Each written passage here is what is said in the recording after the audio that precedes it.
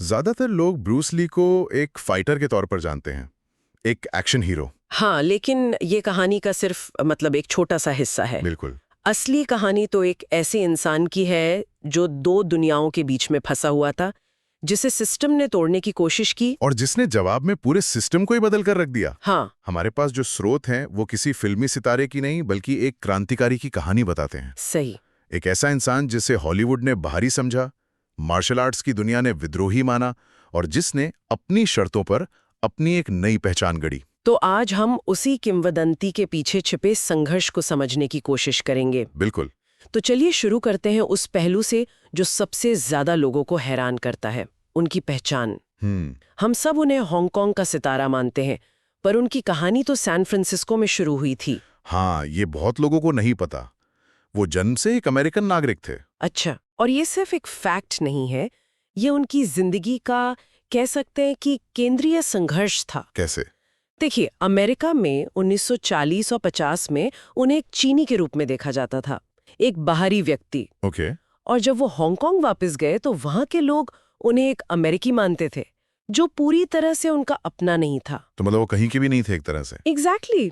और शायद इसी कश्मकश ने उन्हें कुछ अलग सोचने पर मजबूर किया होगा। यही तो उनकी सबसे बड़ी ताकत बनी, है ना? बिल्कुल। जब आप किसी एक खांचे में फिट नहीं होते तो आप अपना खुद का खांचा बनाते हैं। सही। उन्होंने पूर्व और पश्चिम की संस्कृतियों को सिर्फ अपनाया नहीं, बल्कि उनके सबसे अच्छे तत्वों को मिलाकर कुछ नया बनाया। उनकी पूरी सोच इसी द्वंद से पैदा हुई थी। लेकिन इस सोच को दुनिया के सामने रखने से पहले उनकी जिंदगी में एक ऐसा मोड़ आया जहां सब कुछ खत्म हो सकता था। आप उनकी पीठ की चोट की बात कर रही हैं। हाँ, डॉक्टरों ने तो साफ कह दिया था कि वो दोबारा कभी मार्शल आर्ट्स नहीं कर पाएंगे। साफ कह दिया था। उन्हें एक बेहद गंभीर चोट लगी थी, उनकी सैक्रल नर्व डैमेज हो गई थी। डॉक्टरों का कहना था, तुम दोबारा कभी सामान्य रूप से चल भी नहीं पाओगे, लड़ना तो भूल जाओ। ये तो किसी भी फाइटर के लिए मतलब मौत की सजा जैसा है। बिल्कुल। उनका शरीर, जो उनका सबसे बड़ा हथियार था, वही उनका दुश्मन बन गया था। तो एक इंसान ऐसी स्थिति में क्या करता है?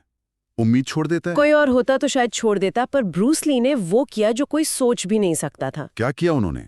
उन्होंने उन 6 महीनों के बिस्तर पर पड़े रहने को एक यूनिवर्सिटी में बदल दिया। मतलब? उन्होंने शरीर विज्ञान, दर्शन, मनोविज्ञान, इन सब पर सैकड़ों किताबें पढ़ डाली। उन्होंने अपनी कमजोरी का अध्ययन किया, अपनी सीमाओं को समझा और उन्हें तोड़ने की योजना बनाई। वाह। उन्होंने अपनी चोट को एक अंत नहीं, एक अवसर की तरह देखा। और जब वो वापस आए तो वो पहले जैसे नहीं थे। नहीं, वो पहले से कहीं ज्यादा खतरनाक थे, ज्यादा तेज, ज्यादा मजबूत और सबसे जरूरी, ज्यादा समझदार। उन्होंने अपने शरीर को सिर्फ ठीक नहीं किया था, उसे फिर से डिजाइन किया था। सही कहा। और इसी ज्यादा तेज और ज्यादा मजबूत का मतलब क्या था, ये अपने आप में एक अविश्वसनीय कहानी है। चलिए इसी पर बात करते हैं। उनकी शारीरिक क्षमताएं, क्या वो सच थीं या सिर्फ फिल्मी जादू? नहीं, कोई जादू नहीं। मैंने सुना है कि वो इतने तेज थे कि कैमरे उन्हें पकड़ नहीं पाते थे। ये 100% सच है। उस जमाने में फिल्में 24 फ्रेम प्रति सेकंड पर शूट होती थीं। हाँ। ब्रूस ली के हाथ और पैर इतनी तेजी से चलते थे कि वो फ्रेम के बीच में ही अपना मूव पूरा कर लेते थे। तो स्क्रीन पर क्या दिखता था? धुंधलापन, या कभी-कभी तो कुछ भी नहीं, जैसे मूव हुआ ही नहीं। कमाल है। निर्देशकों को उनसे अनुरोध करना पड़ता था कि वो अपनी स्पीड थोड़ी कम करें, ताकि दर्शक देख सकें कि हो क्या रहा है। उन्हें 32 फ्रेम प्रति सेकंड पर शूट करना पड़ता था, सिर्फ उनके एक्शन को पकड़ने के लिए। मतलब जो हम फिल्मों में देखते हैं वो उनका धीमा संस्करण है। बिल्कुल। और उनके 1 इंच पंच का क्या ये सच में संभव है?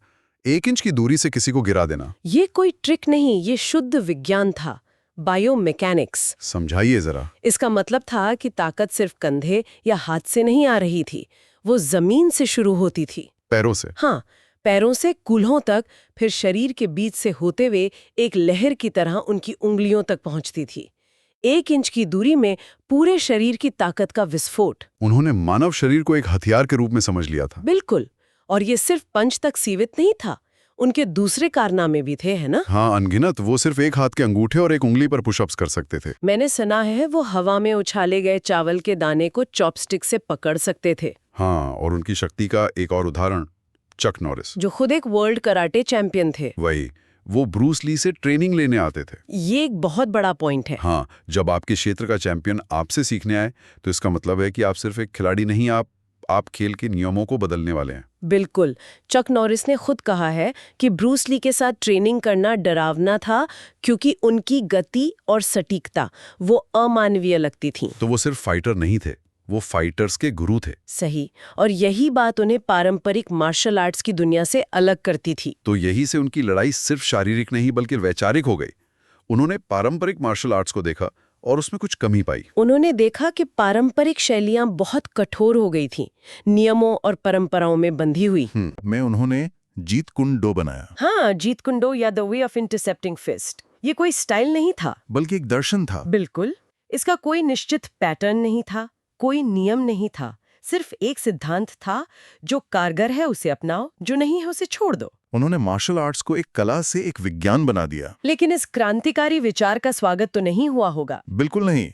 पारंपरिक मार्शल आर्ट्स के मास्टर्स ने उनकी बहुत आलोचना की। उन्हें लगता था कि ब्रूस ली परंपरा का अपमान कर रहे हैं और एक ऐसी गली की लड़ाई को बढ़ावा दे रहे हैं जिसमें कोई अनुशासन नहीं है। उन्हें एक विद्रोही माना गया। हाँ, जो सदियों पुराने ज्ञान को चुनौती दे रहा था। उन्होंने शारीरिक लड़ाइयों के साथ साथ एक दार्शनिक लड़ाई भी लड़ी, और यही दर्शन उनकी जिंदगी के दूसरे पहलुओं में भी दिखता है, खासकर उनका मशहूर वाक्य, बी वाटर माई फ्रेंड। पानी बनो मेरे दोस्त। ये सिर्फ एक डायलॉग नहीं था, है ना? नहीं, ये उनकी पूरी जीवन शैली का सार था। पानी का कोई आकार नहीं होता।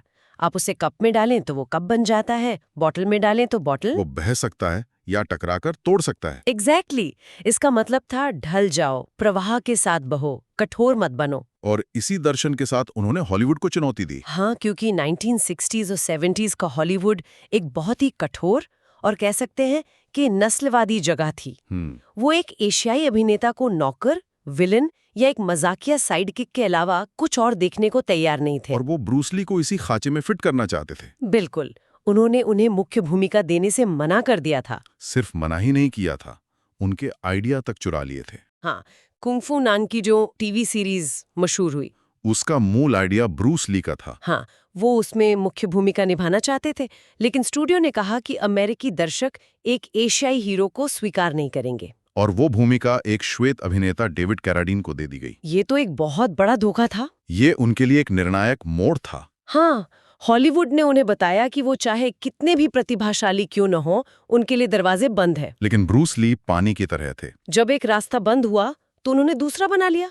वो अमेरिका छोड़कर हांगकांग चले गए। उन्होंने फैसला किया कि अगर हॉलीवुड उन्हें स्टार नहीं बनाएगा तो वो खुद को एक ऐसा स्टार बना लेंगे जिससे हॉलीवुड नजरअंदाज नहीं कर पाएगा। और उन्होंने यही किया।